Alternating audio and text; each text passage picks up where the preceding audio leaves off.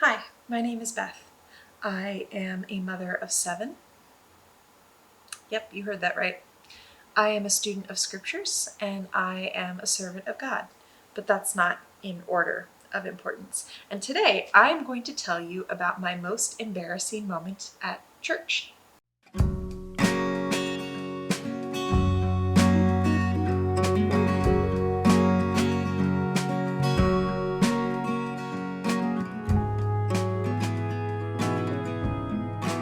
So with 7 kids, we have had our fair share of embarrassing moments. The one I'm going to tell you about today is the most embarrassing of all of them. More embarrassing than the time my kid pooted when we were sitting in the back row and the people in the front row turned around.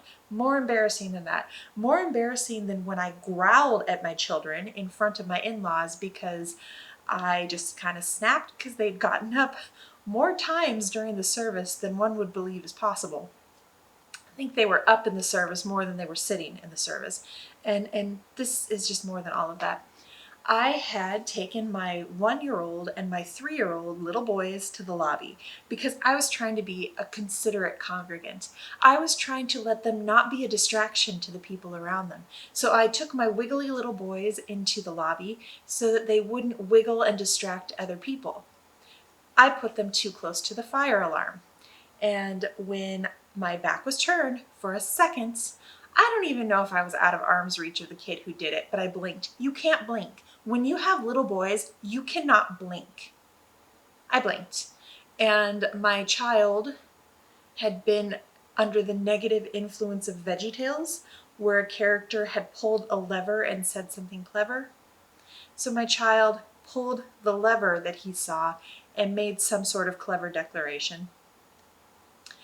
And then the fire alarms start ringing and I'm panicking because I know that if the fire trucks come out, then it's going to be a charge to the church for a false alarm. And I was just in the middle of, oh no, what do I do? So I called the line to say, this is a false alarm. This was an accident. And the dispatcher was so kind and asked me, okay, well, what happened? And I said, my 3-year-old pulled the fire alarm. And it was bad. Thankfully, they did not evacuate the service. They were very clear about communicating this was a false alarm. It was an accident, and everyone was able. The guy who was teaching kept teaching, so props to him for his composure with a fire bell ringing.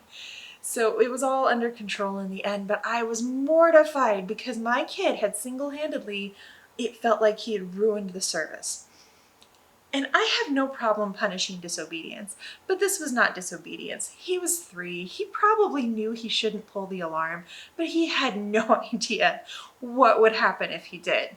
So I wanted to extend him as much grace and forgiveness as I could in the midst of my mortification.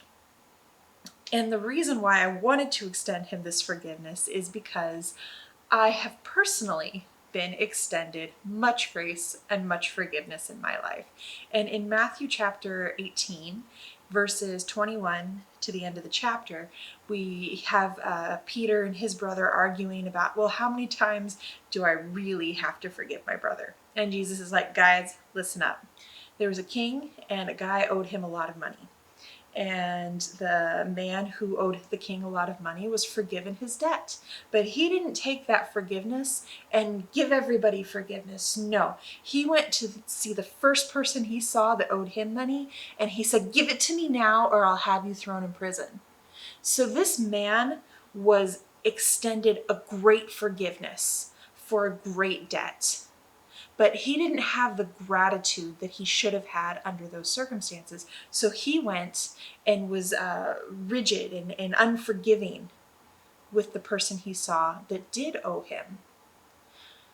I am so aware of all of the times in my life that I have messed up, that I have made mistakes, that I have sinned, that I have acted wrongly. But when Jesus died, he took the punishment for the stuff that I did. He took the punishment that I deserved. And God has extended me great forgiveness because of that. So with that in mind, how can I withhold forgiveness from somebody else? Whether it's my 3-year-old son who has just embarrassed me greatly, or whether it's somebody else. How can I withhold forgiveness when I have been forgiven of so much? As a parent, I get the chance to extend forgiveness often, but it's a privilege because I get to tell my kids, Mom is a good forgiver. I'm happy to forgive you. I'm a good forgiver because God is a great forgiver. And if He's a great forgiver, then He will forgive all of us too. And that's my honor and my privilege that I get to do for my children and for anyone in my life that I have relationship with.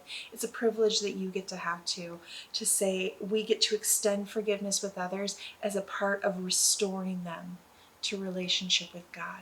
It's a wonderful way that we can be the hands and feet of Jesus on this earth.